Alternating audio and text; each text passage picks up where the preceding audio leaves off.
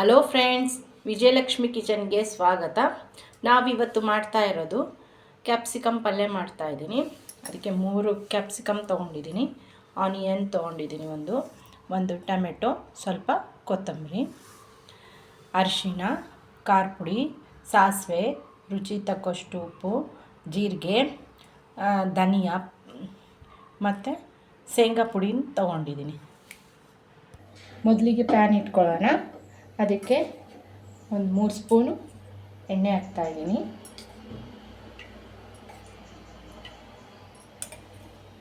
ಇದಕ್ಕೆ ಸ್ವಲ್ಪ ಸಾಸಿವೆ,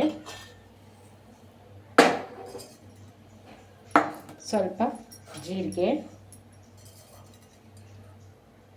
ಇದು ಚಟಪಟ ಅಂತ ಇದೆ. ಇದಕ್ಕೆ ಆನಿಯನ್ ಹಾಕ್ಕೊತಾ ಇದ್ದೀನಿ.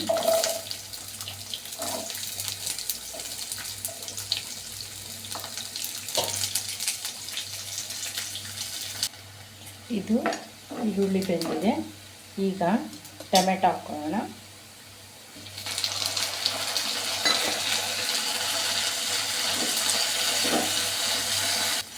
ಇದಕ್ಕೆ ನಾನೀಗ ಕ್ಯಾಪ್ಸಿಕಮ್ ಹಾಕ್ಕೊತಾ ಇದ್ದೀನಿ, ಹೆಚ್ಚಿಕೊಂಡಿರೋದು.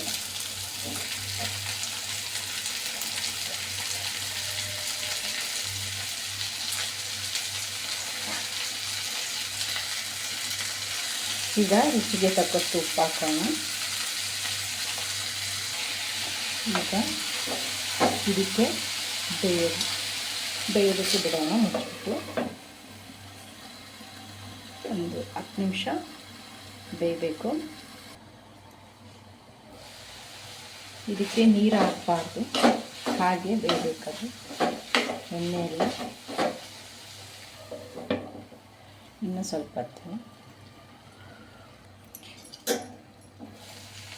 ಈಗ ಇದು ಬೆಂದಿದೆ. ಇದಕ್ಕೆ ನಾವು ಸ್ವಲ್ಪ ಖಾರ ಪುಡಿ ಹಾಕೋಣ. 2 ಸ್ಪೂನ್ ಖಾರ ಪುಡಿ ಹಾಕ್ತಾಯಿದ್ದೀನಿ ನಾನು. ಸ್ವಲ್ಪ ಅರಿಶಿಣ, ಸ್ವಲ್ಪ ಧನಿಯಾ ಪುಡಿ ಹಾಕ್ತಾಯಿದ್ದೀನಿ. ಶೇಂಗಾ ಪುಡಿ 2 ಸ್ಪೂನ್ ಹಾಕ್ತಾಯಿದ್ದೀನಿ. ಇದನ್ನೆಲ್ಲ ಮಿಕ್ಸ್ ಮಾಡಿ ನೋಡಿ.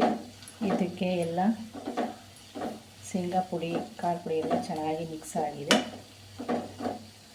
ಇದು ಕ್ಯಾಪ್ಸಿಕಮ್ ಪಲ್ಯ ರೆಡಿ ಆಗಿದೆ. ತುಂಬ ಚೆನ್ನಾಗಿರುತ್ತೆ ರೊಟ್ಟಿ ಚಪಾತಿ ಜೊತೆಗೆಲ್ಲ. ನೋಡಿ ಫ್ರೆಂಡ್, ಕ್ಯಾಪ್ಸಿಕಮ್ ಪಲ್ಯ ರೆಡಿ ಆಗಿದೆ. ತುಂಬ ಟೇಸ್ಟಿಯಾಗಿರುತ್ತೆ ರೊಟ್ಟಿ ಚಪಾತಿ ಜೊತೆಗೆಲ್ಲ. ಈ ವಿಡಿಯೋ ನಿಮಗೆ ಇಷ್ಟ ಆದಲ್ಲಿ ಲೈಕ್ ಮಾಡಿ.